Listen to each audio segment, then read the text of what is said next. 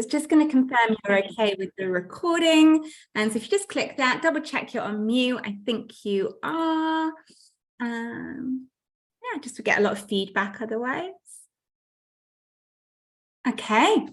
So welcome to today. Welcome to day one of our Thrive in 2023. I am so excited you're here. I know it's a difficult time sometimes between Christmas and New Year. Some of us are at home and it's grey and it's miserable and it's raining and I haven't even got out for a walk yet. Don't know if anybody else has braved the rain today. But other people, it can feel really busy traveling between different places. So thank you for making it possible to be here live. And if you're on the replay, big thank you, because I know that requires an extra level of discipline to catch up on replays. So thank you very much. My intention is to keep this to 45 minutes.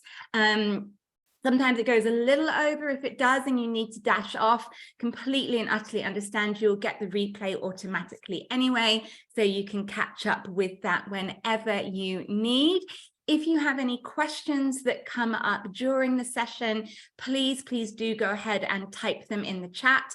I'll save some time to look at any questions at the end, see if we've answered them or if we haven't answered them. If questions come to you later, if you're in the Facebook group, just pop into the Facebook group, type your questions there. There'll be a specific post for day one. If you're not in the Facebook group, just email me. You've got my email. Probably got my phone number on. You could WhatsApp me as well if you prefer. Alrighty, so I'm going to dive into a screen share and I'm going to dive in and out of that as we go. Once the screen share is on, I can't see the chat, but I will come back to it. So if there's anything goes a bit tech problems while screen share's on, just someone unmute yourself and tell me. Right, where's that screen share?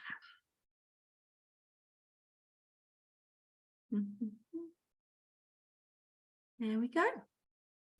All right, so welcome to Thrive in 2023. It's great to see some of you back because you know we do this every year. We did it coming into 21, into 22, and now into 2023. And it's really good to revisit some of these things annually because businesses change, we change, our dreams change, what we want to do changes. So it is really important to carve this time out as often as you feel you need, but at least annually, to look at what you're doing in your yoga, in your teaching, in your business, and what you wish to be doing.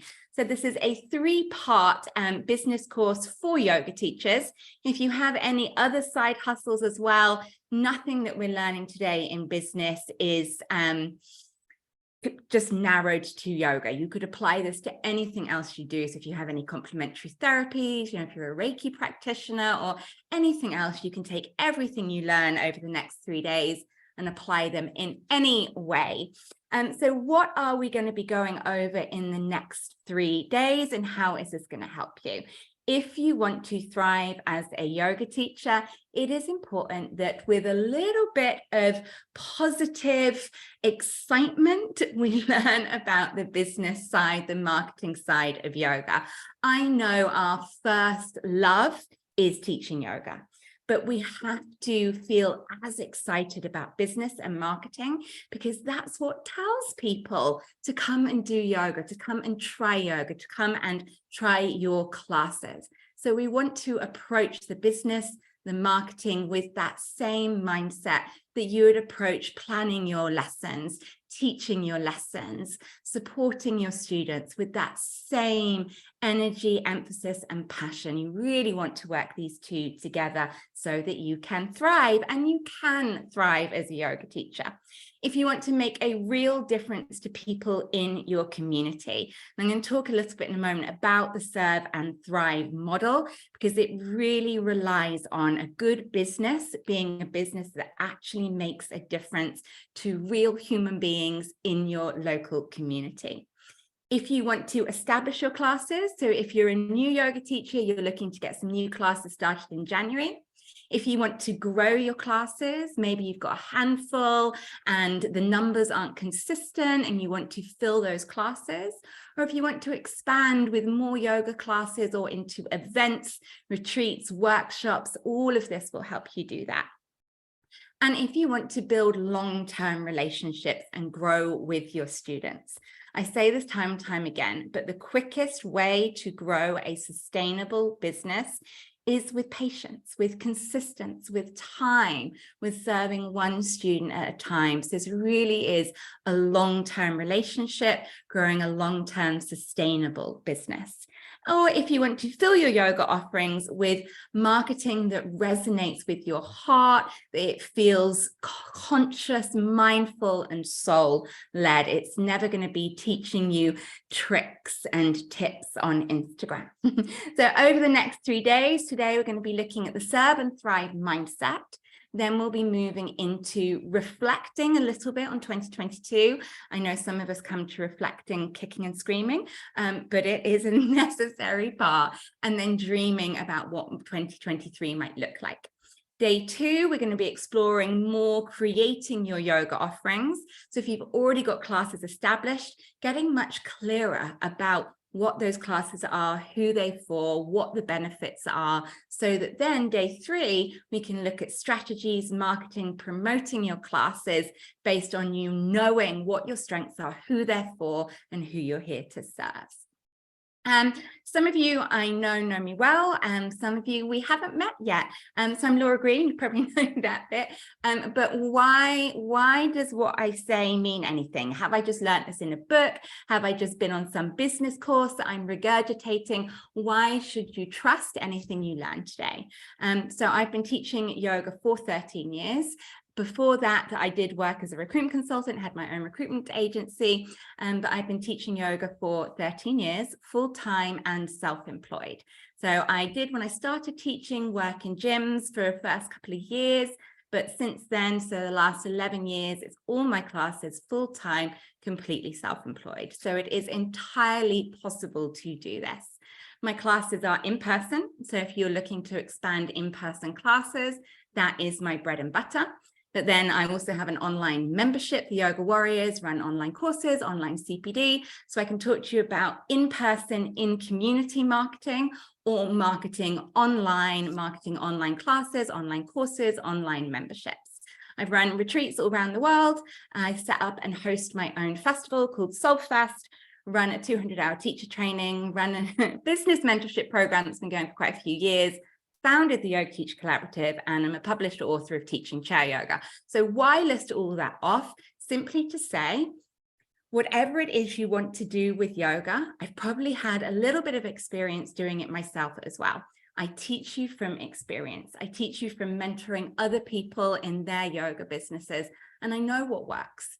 There is a lot of business coaches out there who A, haven't worked in the yoga industry, or B, actually haven't often run a business. And you get a lot of sort of textbook, this is the next Instagram algorithm, a lot of marketing advice that's changing all of the time, rather than actually solid business principles tried and tested in the same industry as you over 13 years. So some of the things you'll hear me say are going to be different to what you would hear other business and marketing coaches saying. Like I'll probably tell you to delete Instagram. But this is based on tried and tested practice and experience. So this Serve and Thrive model and what we're going to be learning, as I said, it's not about Instagram. I think Instagram is a waste of time for 80% of yoga teachers. It's never going to be about the next trend, whether you're doing Reels, Snapchat, whatever it is. Growing a business is never going to be about getting more followers on social media or about getting more likes. It's never going to be about using the right hashtags, understanding algorithms, doing fancy pants yoga poses on the internet. It's never going to be about how you look, or if you look the part, if you look like you should be on the front of a yoga journal. It's never even going to be about how charismatic you are. How you build a good yoga business, the truth is it isn't about you. It's entirely about how you make other people feel. How do you make your students feel? How do you make people you meet at the school gates feel? How do you inspire and encourage people to try yoga? How do you make them feel seen, safe, and welcome in your yoga classes? When you follow up with them after a class, how do they feel? Appreciated, welcome to come back again. How well you build your yoga business is entirely on how you make people feel. And that's what we're here to do. You're being a yoga teacher because you want to help people. You want to have that feel-good factor in your community. So what do I want you to keep first and foremost in your mind? As a yoga teacher, you are a community builder. That is the number one priority. You are a community builder. Whether that is in your local community, whether that is on social media, if you wish to use social media, it's not followers and likes, students and clients, it's community. We are here to build communities. The communities grow and expand with you. You'll get so much fulfillment and joy out of being in your community. So how do you build a community? Communities will take time, patience, and commitment to build. It doesn't happen overnight. There is no quick win. Communities grow one person at a time. We've got to make that connection with someone for them to feel a part of our community. None of this can be rushed. So it's moving our focus from, I just want to fill a yoga class, or I just want to get more likes on social media, or short term, how much money am I making in this one yoga class? This class didn't cover my hall hire this week. We've got to stop thinking on that short term and patience, time, grow a community. Thinking impact over income. So if you're starting out, you've set up your first class, it's a rainy day, hardly anybody's come along, there's just one student, rather than thinking, oh, I didn't cover my hall hire today. Think, how well can I help this one student today? How can I really make a connection and impact with them so that they come back year after year after year, they bring their friends, they leave you reviews, and you grow slowly. Every yoga teacher starts with a class that had one student turn up. We've all been there. Going from one student to 20 students takes time. So what is the predominant focus for building a community? You need to have, and I would really, really love you to write this down, real conversations. You have to have real conversations with real people, creating real relationships and delivering real results. This is the entire model I teach in Serve and Thrive. And this is why social media can work for building a business, but only if you're applying having real conversations with real people.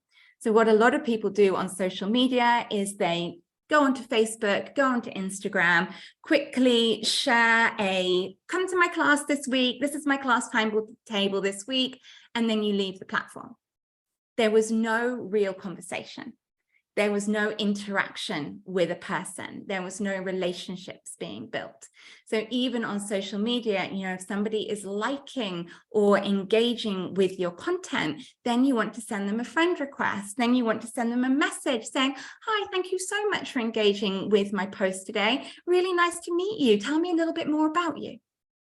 No different to how you would have that in person. Say you go to a partner's Christmas party and someone says there, what do you do? Oh, I'm a yoga teacher. You're starting that real conversation. Tell me about you. What do you do?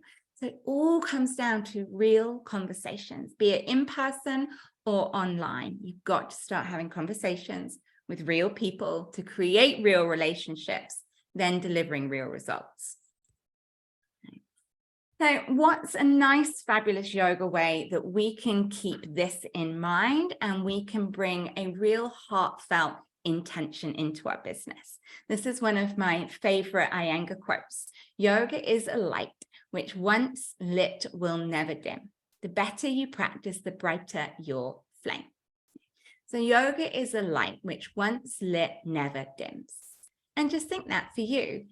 Has yoga been a positive light in your life? Has yoga been a positive light in your life? Has yoga made your life better in any way? I'm sure it probably has. Otherwise, you wouldn't be a yoga teacher. What made you first go to that yoga class? What lit that light in you? Because before something sparked, I'm going to go to yoga today, that light hadn't been lit. And I imagine this like little tea lights. And everybody that comes to your class, they're tea lights, that you were the lighter to light. You were that spark which opened the door to yoga. And then yoga goes on to be that light, but someone had to open the door. Someone had to light that tea light. And that was you. And there are all these other tea lights in every single community, even on your street, that haven't been lit because no one has made a connection with that person about how amazing yoga is, what it's going to do for them, how it's going to make their life feel better, and made them feel welcome at a class. So there are all these unlit tea lights that every time we are sharing something on social media, we're putting up a flyer in a local community hall, we're putting flyers through doors, we are learning about our local osteopaths, physiotherapists, hairdressers who could help recommend our classes. Every time we're doing this work, we have to remember the intention that there are unlit tea lights out there. And you've got to tell people about yoga, why it's for them, understand their needs, and invite them to come to a class. There's really keeping this intention. So today we're going to be going into a little bit more detail on seeing your strengths through your successes, identify where you want to make a change, acknowledge the difference you want to make in the world, and what you want to see for yourself next year. So before we dive into that, I'm just going to stop that little screen share there. Okay. So there's a brief overview on what is this Serve and Thrive model. And many of you will have heard this before because it is what I teach. But we're always thinking, am I doing it?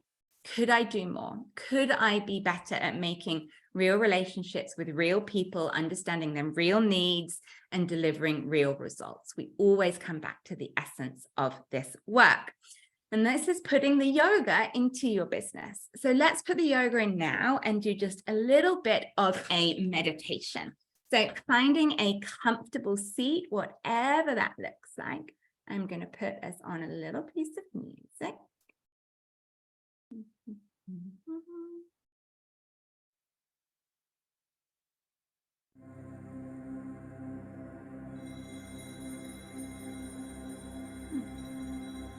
So just give me a thumbs up if you can hear me and hear music. Perfect. All right.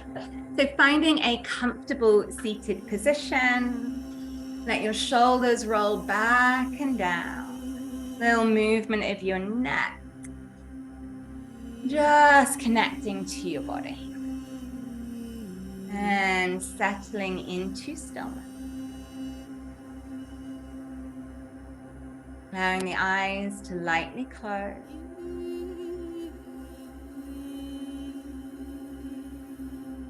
As I'm sure you've done many times before, gently place your hands over your eye and notice how it goes darker.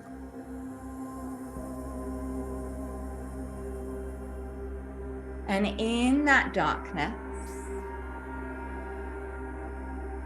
gaze into the backs of your eyes. As you gaze into that darkness, remember you before you did yoga. And you didn't know what this thing was. Maybe you didn't think it was for you. Maybe you just hadn't had the opportunity.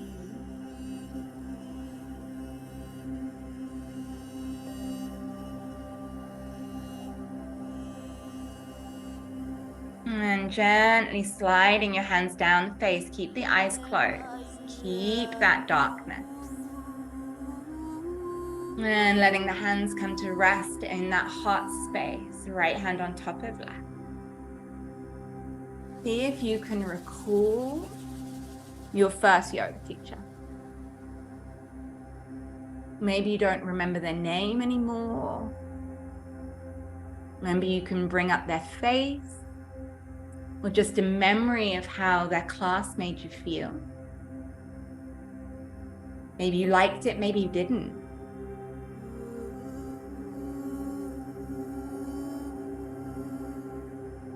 And imagine behind your hands, there is a small almond-shaped flame. The light of yoga within you. As you breathe in and down to that light.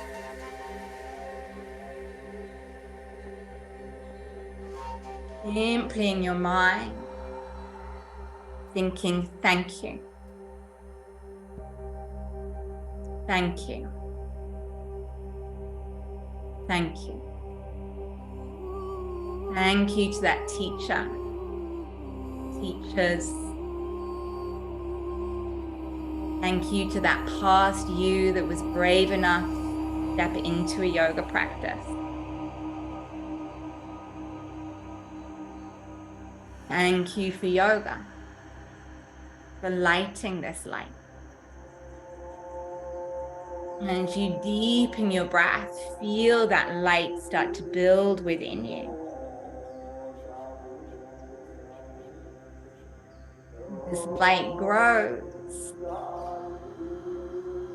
Imagine it shining out from you in a way that a light can't help but spread its glow. And see this as the light of you as a teacher. Let that light get stronger and brighter.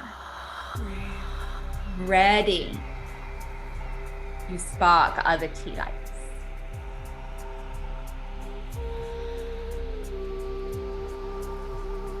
And with this light, this cooling,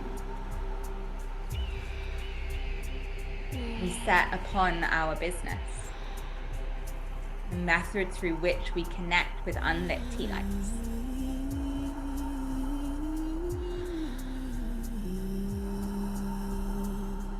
And when you're ready, gently flickering your eyes open. Feeling both that gratitude for having yoga in your life and being able to share it. And I do really believe in the power of making a commitment. So if you're happy and able to just type in the chat, yes, if you are ready to light some tea lights. You are ready to light some tea lights. Yes. Yes, yes, yes. And I can't tell you how important mindset is, the energy behind everything we do. If you go onto social media and you think, oh, I hate social media, it's not going to work for you. If you fly a drop and I hate fly a drop, I've got blisters, it's not going to work. But if whatever business method you're like, I'm going to light a tea light with this, I'm going to light a tea light with this, here to light tea lights. That energy is there. Yay. All right. So we're going to go into the reflection stage. Now, I am one of those people that is pulled kicking and screaming to reflection, but it is important and it's not something that we do naturally. I notice when I come to reflect, I end up just thinking on the last sort of couple of months of a year rather than thinking all the way back. So as we take a little time to reflection here, especially if you're like me and you don't like to do it, we do it together because we learn. So I'm going to go through the things you're going to reflect on. This will be your first bit of homework. You can write ideas down now. You can finish this homework off afterwards.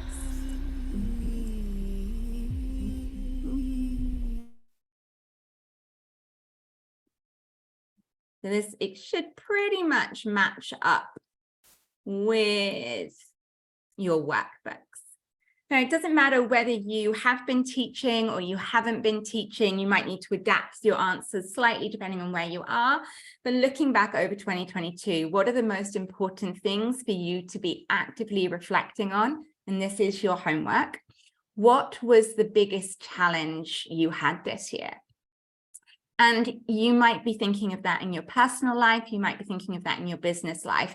It doesn't matter. There is no separation really between life and business. Business is what you do in an aspect of your life, and we can't separate them. If there's challenges in your life, it's going to bring challenges in the business. If there's challenges in your yoga, it's going to have an effect on your life. So don't worry if you're kind of flipping between what's happening in your yoga business and what's happening in your life. But what was the biggest challenge you had this year? For instance, if it was a health challenge, that will have affected both life and business. What was your biggest triumph you had this year? And again, that could be making a really good connection with one new student. That could be getting your granny to try a little bit of chair yoga. What was the biggest triumph? What unexpected wins did you have this year? And again, that can be in your personal life, in your teaching. Again, this is your homework. I know you won't be able to do this right now. What ideas, plans got sidetracked and didn't occur? Sometimes we have really good ideas, like you want to set up a mum and baby yoga class. You want to run a half-day retreat.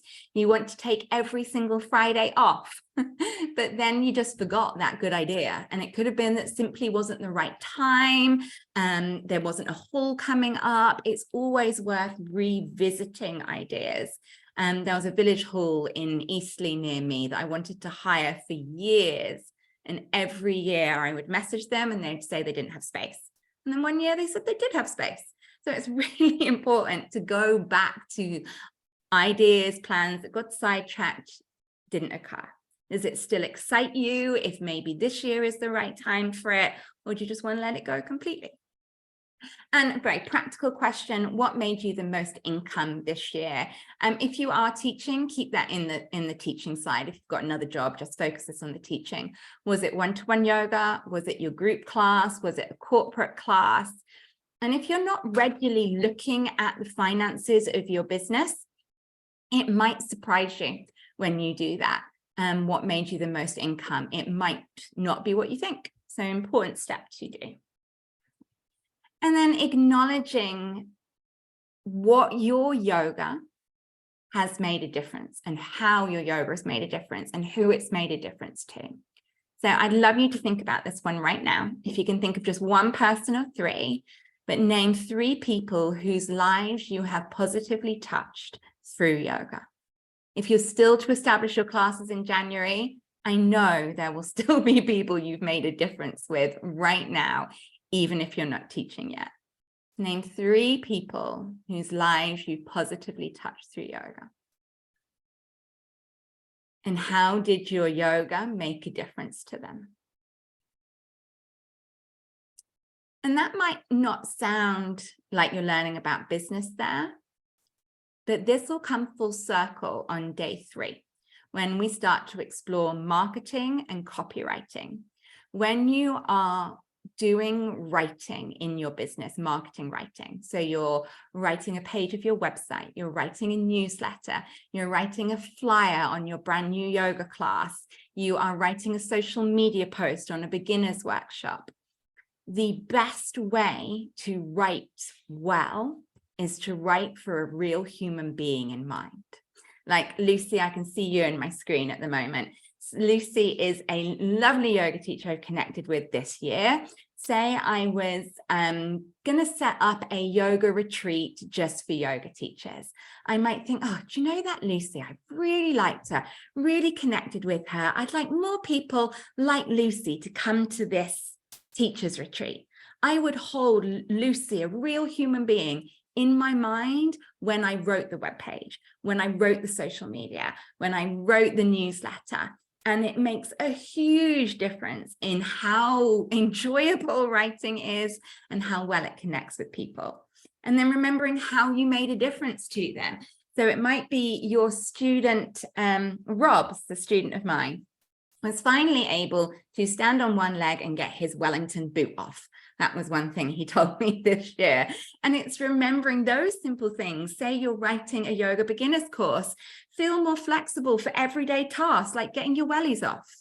Maybe you're writing something for a yoga for seniors course. Improve flexibility so you can get on the ground and play with your grandkids.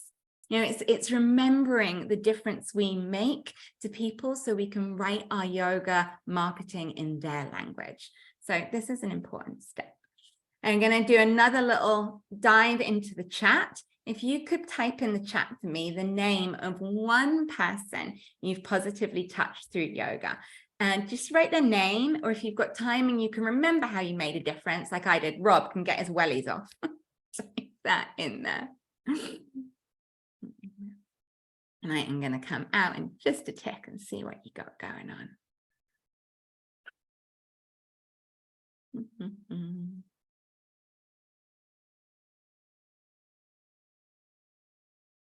All right, let's see what's going on here then.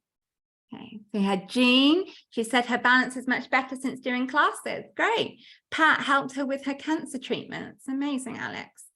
Jackie, stress relief through difficult times. Tracy, she believed in herself. What a gift to help unlock in someone. Sarah, she can put her socks on. Connected with her body. Shelley can get up from the floor when playing with her grandchildren. I mean, that's life-changing. That's honestly life-changing, isn't it? Can feel more play with the grandchildren. Got to truly relax and let go of stuff. Able to focus. Tried yoga for the first time, saw a big improvement in strength and mobility. These things are really important. And this is what's important when we write our websites, we write our flyers, we write our marketing, that we're writing in this everyday language. I always get teachers to reflect on, why did you start yoga and why do you still do yoga? So I started yoga when I was 16 because it was a form of exercise I could do without trainers on. I still do yoga 20 odd years later because it's a deeply spiritual practice for me that connects me with the universe and the sense of oneness. But had the teacher put on the website, connect with the universe and the sense of oneness, I might not have gone to yoga as my 16-year-old self. So we have to speak to people in the language that they are, their needs now, and know that over time, yoga is so damned amazing. It will give them all those other benefits, even if they're not actively looking for them. You know, if someone says, will yoga help me lose weight? Sure, of course, come along.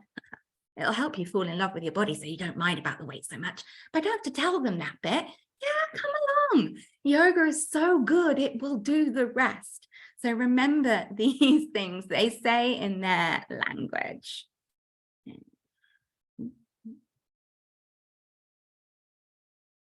Alrighty. So what differences would you like to see from 2022 to 2023? What are you carrying forward? So what has worked well? What are you keeping? So your Monday night gentle yoga class worked well, keeping it. You know, what's working well, what are you keeping? Corporate classes are working well. Posting once a week on social media is working well. Sending an email newsletter is working well. Putting up posters in my local salons is working well. So what are you keeping? And this is what's harder, I think. What are you done with? Often we hold on to things that we're done with for a myriad of reasons. Maybe you're holding on to that Instagram account that's never bought you a single student. And actually you just scroll through and feel bad about yourself, but you're holding on to it because you think you should be marketing yourself on Instagram. If that's you, delete it. But equally, you know, a friend of mine, Lily, she has built her entire business on Instagram. Thriving business, absolutely loves being on Instagram. It works well for her. But do these things. What are you done with? What is not working well for you? And let it go. That yoga class that you don't like going to teach at 9 p.m. on a Monday night, but you're keeping it going because Fred said it's his lifeline, but it doesn't work for you. Let it go. So what are you done with? What do you need more of? Do you need more knowledge? Do you need more knowledge on marketing, on business? Do you need more knowledge on a specific niche area? Do you need more time? Do you need more students? Do you need more pictures of yourself to market your yoga business? What do you need more of? What do you need less of than anything else? So again, this is homework to go through. So then once you've done that reflection, your homework, the next step of this is dare to dream. Is your life by design or accident? Are dreams just dreams, or in fact, are they your soul showing you the way? Yoga is the most amazing thing to teach because you can do anything with it. You can do anything with it. You know, if you're choosing your career path as an accountant, you can't do anything with that. You can do anything with yoga. You can travel the world teaching retreats. You can bring together different passions of yours. So I'm a musician. I bring together my love of music and yoga. You might love to bake. You might love to macrame. You can bring together and create anything you dare to dream, and you don't have to follow a set model. You don't have to wait for permission. You don't have to have a boss give you a promotion or task you to take on a new project. You can do anything, but you've got to spend the time thinking about that. So what do you dream of? Now, that is a massive question, but what do you dream of? Maybe you could think of that on a day-to-day basis. You know, do you dream of having your mornings completely available to yourself to nourish your own needs and look after your kids if you have them? You know, do you dream of only teaching people with babies, mum and baby yoga? You know, what do you dream of? Do you dream of running yoga rock concerts? What do you dream of? Completely out there, and you don't have to look to see if it's already been done. Who are your dream students? So people get incredibly hung up in niche. And you might have come across this idea that you need a niche. And we will explore this a little bit more. But I want you to understand a niche is about marketing. It's not about your classes. So you probably believe, just like I do, that yoga is for everyone, but you can't market to everyone in one go. And some classes are suitable for different types of interests. Some classes are more relaxing, more meditative, got more philosophy in them. Some classes are more active, more dynamic, more on that exercise side. You know, so who are your dream students? Who do you want to teach? And don't think that has to be completely niche. So for me, my dream students are people who like to move. My classes are vinyasa, so they want to move, they want to be embodied, but they have a love of learning. So I have a lot of storytelling, a lot of philosophy in my classes. There is this love of learning and love of movement, and it can be as simple as that. Or if you're already teaching yoga in somewhere that is very I don't like the word saturated, but somewhere that feels like it has a lot of yoga classes, you might need to be a little bit more niche. So it might be gentle yoga for people with chronic pain, and you might need to be more niche. It depends where you are. And I said, we will go into that in more detail. And what is your soul's mission? What is the thing that you do that only you do? How do you make people feel? And these are big questions. Just spend a little bit of time thinking through them.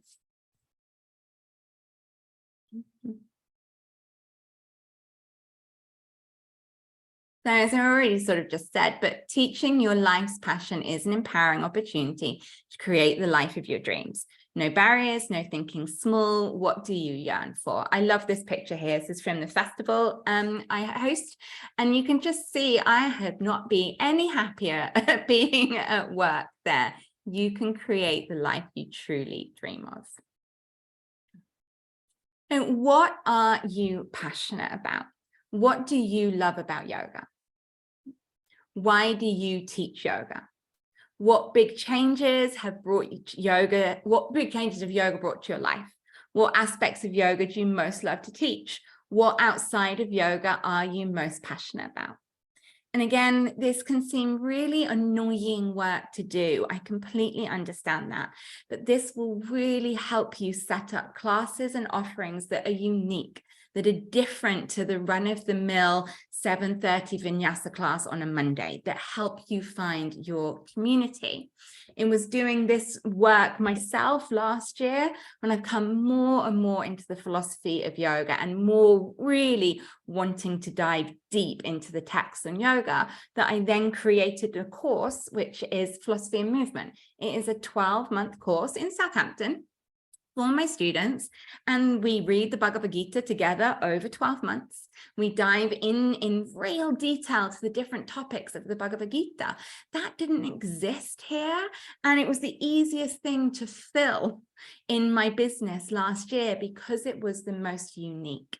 So really do think, and oh my God, do I love teaching it. Okay? I love teaching it. Really think, what do you love about yoga? I know someone messaged me saying their students don't love learning more about asana, more than just asana, and they want to teach that. Well, then that's all the way back in your marketing, how you're talking about your classes, who you're talking to. So if you love teaching meditation and not asana, you've got to focus on what you love and attract those people. So please do this work. What do you love about yoga? Who do you teach? Why do you teach? What big changes has yoga brought to your life? What aspects of yoga do you love the most?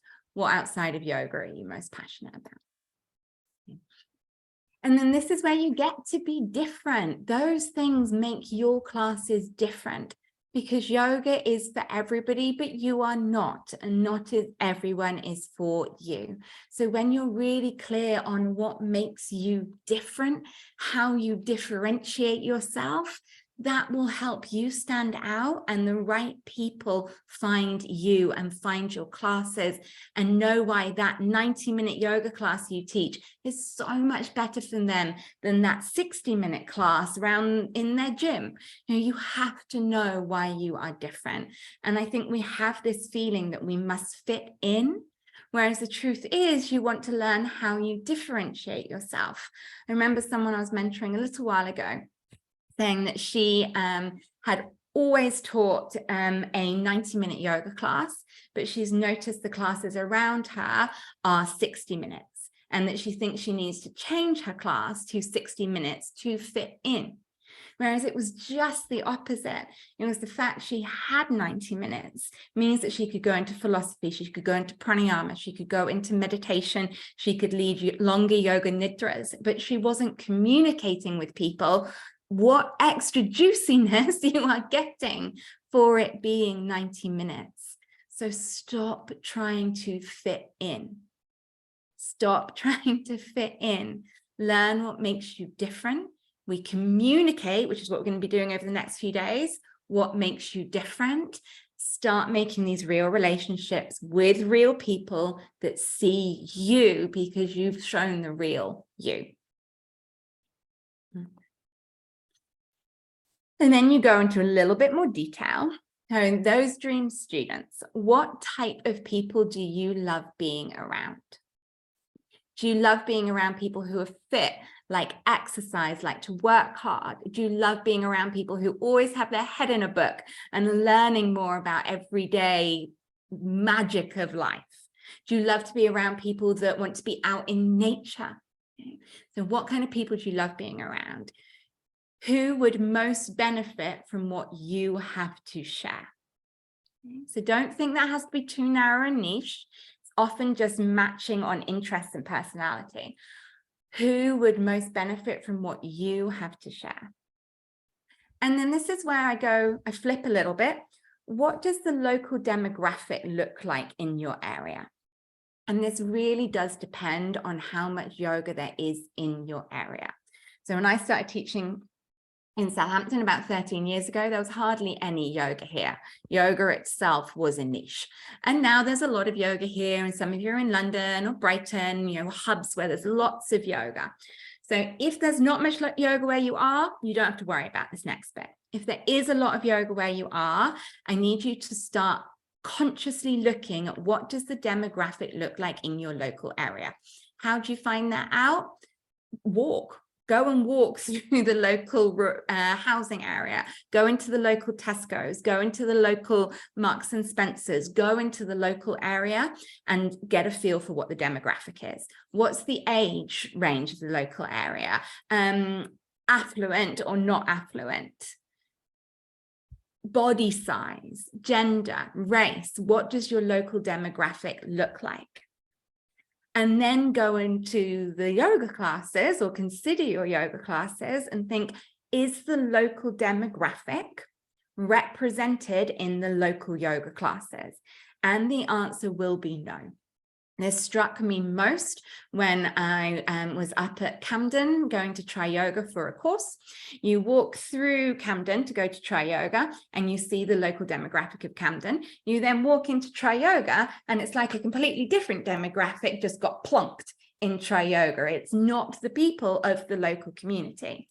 So I want you to do that same around you, and you'll find that that local demographic are highly unlikely to being well served by yoga.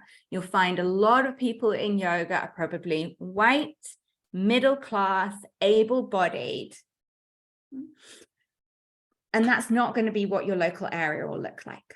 So is there a gap? Are there people who are not being served? So one of the reasons I'm a huge lover of chair yoga, there is not enough accessible yoga. So is there a gap? Are there people who are not being served? This is so important if you are teaching somewhere that you think yoga is saturated, because trust me, it really, really isn't. But 7 p.m. vinyasa yoga for bendy white people probably is. Okay, so we've got to think broader than that. How are we serving the full demographic of our area? And then if you've noticed a gap, oh my God, there's nobody over 60 going to yoga, yet I live in a retirement community. When you've seen that gap, you got to think about what are the needs of the people in this gap. Why have they not been going to yoga? All right, so that is a lot of thinking for today. A lot of the teaching from me on this is how you do the marketing comes later, but we've got to do this teaching first. You have to do the homework. Nothing's going to change if you don't do the homework. So there are prizes for you to do your homework. So the first prize is a free space at my upcoming 6-week mentorship program, which is fast track to full. I'll tell you more about that another time, but it's 6 weeks where I take you from where you are to full yoga classes. Second prize is a one-to-one website audit. So I'll audit your website or your social media, whichever you prefer. Third prize is a 90-minute workshop on yoga photography, so you can get good photographs for your marketing. Fourth prize, a month's membership of my online Yoga Warriors, which is obviously where I teach yoga. Yeah, I said we can always do more of this together. I'll tell you more about this later, the 6-week business mentorship, fast track to full. I can tell you about that another time though. So tomorrow we will be taking everything you've done from today, creating your offerings and planning that out. So let me just stop that share. All righty, I was 5 minutes over there, so I know that that was a little bit over. So if you need to dash, I completely and utterly understand, but I don't need to dash. So if you've got any questions, let's fire away. I'm going to have a little look through the chat, but feel free to unmute yourself as well. Someone said the created a chair yoga version of Kundalini practice. Love that. Just looking for questions. Lots of people you've helped. I'd love to grow as a kids yoga teacher. Monica, I'm not sure if you're still here, but growing kids classes is exactly the same. And Monica, you are there, but you have to remember you have 2 people to talk to when you're marketing kids classes. You need to talk to the needs of the kids, improves concentration levels at school, safe spaces to make friends, good for expanding creativity. You have to talk to the needs of the child, as you probably know, but you also have to talk to the needs of the adult. Get rid of your children for an hour, give them to me. Get an hour's headspace. You need to actually talk to the needs of both. I used to run a children's yoga class next to a pub. Drop the kids up with me and then go for lunch at the pub. So you need to think about the needs of the parent as a human themselves and as a parent, and be talking to both. It's just the same. Mariam, so you know there is a gap, but also know that the people in the area can't really afford the going rate. Again, I'm not sure if you're here. I'm looking for you. Yeah, affordability of classes. There's a few ways around that. First of all is classic kind of Robin Hood. Have some offerings that are expensive. So if you can get corporate work, where you charge corporation a really decent hourly rate, or I teach for our football club and I charge them £120 an hour. So it means I can do other work a lot less than that. Okay, so it's okay to have some organizations, and I'm not really interested in teaching yoga for footballers, but you've got some organizations and people that pay more for doing expensive niche offerings that then enables you to do a donation only class, a £5 class. So that's one way you can do it. Another way is you can get funding. It is possible to get funding. So for instance, like we have an organization called the One Community, that are helping people in the community in later stages of life. So if you know what that gap is, and there is a charity or an organization or somewhere you can apply for funding to help that, so there's definitely things you can do. And also communicating to people the real value of yoga. You know, it's very easy to say we can't afford things that are £6, £7, £8, £10, and then waste that same amount of money on things that aren't actually helping our needs.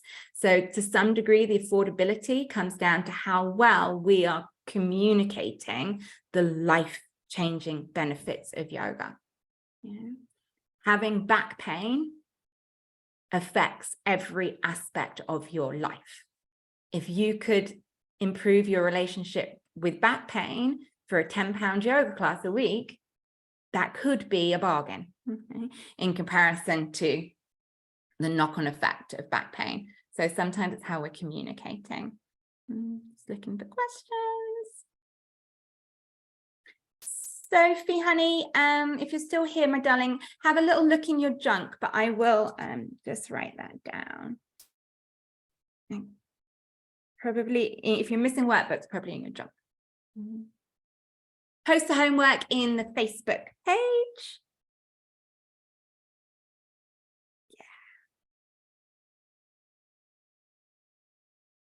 Yeah. Okay. Love to grow chair yoga. Yes, chair yoga classes can be some of the easiest to grow. Yeah. How do we enter the prize draw? Just post your homework in the Facebook group under the homework post. If you're not on Facebook, email me.